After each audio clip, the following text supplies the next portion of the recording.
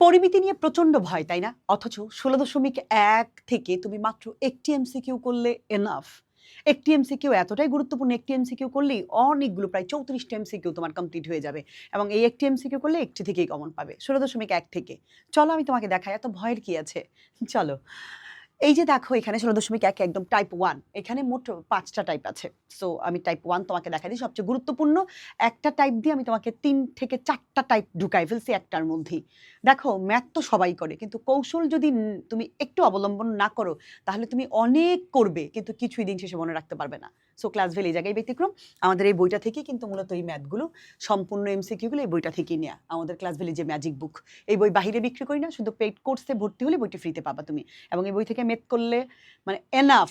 এই বই থেকে যদি ম্যাথ করো তোমার আর কিচ্ছু দরকার নেই। Enough enough enough. চলো।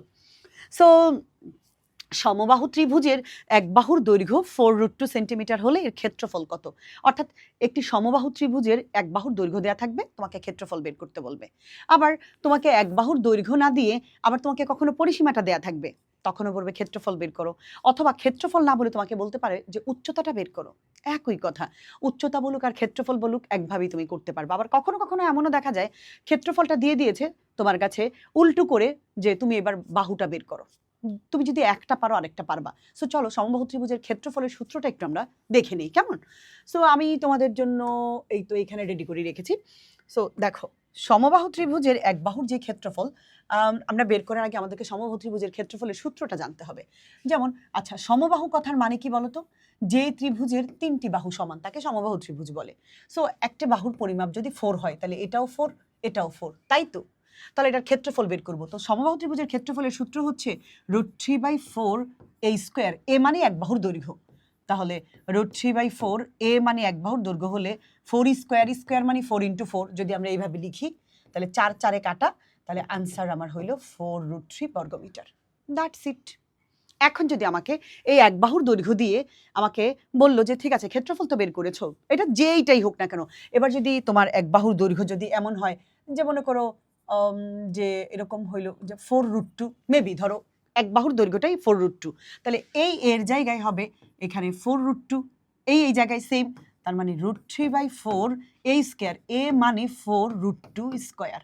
যদি আমরা একটু কাটাকাটি করি, √3/4, 4 4-এ 16, √a স্কয়ারে কাটা 2, তাহলে এটা দিয়ে এটাকে কাটলাম, 4 4-এ 16, 4 দুগুণে 8√3। যত হবে জাস্ট ওই জায়গায় মানটা বসায় তুমি বের করে ফেলবা। এবার তোমাকে ক্ষেত্রফল না বললে এবার তোমাকে বললো আচ্ছা তুমি একটু উচ্চতাটা বের করো তো। একই কথা, উচ্চতার সূত্রটা একটু ভিন্ন। √3/2, এটা যেমন 4 এটা হচ্ছে 2, আর এটা যেমন a স্কয়ার এটা হচ্ছে শুধু a, √3/2a। ব্যাস। তো চলো √3/2 আমি দিলাম এবং এর মান কত? তাহলে এর মান যদি হয় তোমার 4, তো আমি কাটাকাটি করলাম, এটা কত হইল 2, তার মানে আমার এটা হইল 2√3। মোট কথা ক্ষেত্রফলটা হচ্ছে √3/4 a স্কয়ার, আর এটা হবে ওই স্কয়ারটা উঠে যাবে এখান থেকে 4টা অর্ধেক 2 হয়ে যাবে, √3/2a যদি উচ্চতা বলে। এইবার এক বাহুর দৈর্ঘ্য কখনো কখনো দেয়া থাকে না, কখনো কখনো তোমাকে আবার বলে কি জানো, যে পরিসীমা দেয়া আছে, তুমি ক্ষেত্রফল বের করো। তো এখন আমাকে একটু বাড়তি কাজ করতে হবে। আমরা জানি ত্রিভুজের 3টা বাহুই, সমবাহু ত্রিভুজের 3টা বাহু সমান। সো তোমাকে এমন একটা পরিমাপ দিবে, পরিমাপটাকে তুমি জাস্ট ভাগ করে ফেলবা 3 দিয়ে।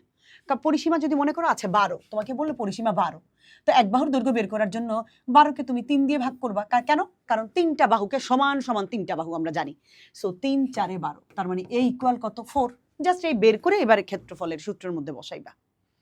পরিসীমাটা যতই থাকুক, যদি তোমাকে বলে ধরো এরকম না বলে তোমাকে বললো 15, তো 3 দিয়ে ভাগ করলে 3 5-এ 15, একটা 5 করে পড়লো, যতই হোক। সো এরকম করে কিন্তু আমরা করতে পারি। চলো আমি তোমাকে এবার সরাসরি জিনিসটা একটু দেখাই, হ্যাঁ, যে কিভাবে কি করতে হয়। যেমন ধরো সমবাহু ত্রিভুজের আমরা তো একটা দেখাইলাম 4√2, তো এই যে 4√2 হইলে আমরা just √3/2 √3/4 a square. a square means 4√2 square. তো আমরা এটাকে যদি বলি √3/4, 4 4-এ কত? 16, আর √a স্কয়ারে কাটা 2, 4 দিয়ে কাটলাম, 4 4 দুগুণে 8√3। এই যে 8√3 হচ্ছে আমার ক্ষেত্রফল। ঠিক আছে, আমি যদি তোমাকে আরেকটা দেখাই, সমবাহু ত্রিভুজের এক বাহুর দৈর্ঘ্য 4 একক হলে ক্ষেত্রফল কত? সো সূত্র √3/4 a স্কয়ার। a মানে 4 স্কয়ার মানে 4 × 4, এটা কাটলাম, আনসার কত হইল? 4√3 বর্গ একক। একটি সমবাহু ত্রিভুজের ক্ষেত্রফল আছে, এইবার তোমাকে বাহুর দৈর্ঘ্য বের করতে বলেছে উল্টা। এতক্ষণ তুমি যেটা করলে বাহুর দৈর্ঘ্য আছে ক্ষেত্রফল বের করতে পারবা, বাহুর দৈর্ঘ্য আছে উচ্চতাও বের করতে পারবা। এবার বাহুর দৈর্ঘ্য নাই, ক্ষেত্রফল আছে, এবার বাহুতে যাও। সো একই কথা, তোমার জানা ক্ষেত্রফল √3/4 a স্কয়ার ইকুয়াল এটা ওর জানা ক্ষেত্রফল। আমার ক্ষেত্রফলের সূত্র সমান ওর ক্ষেত্রফল, দুইটা ক্ষেত্রফলকে ব্যালেন্স করলে আমি এর মান পেয়ে যাব।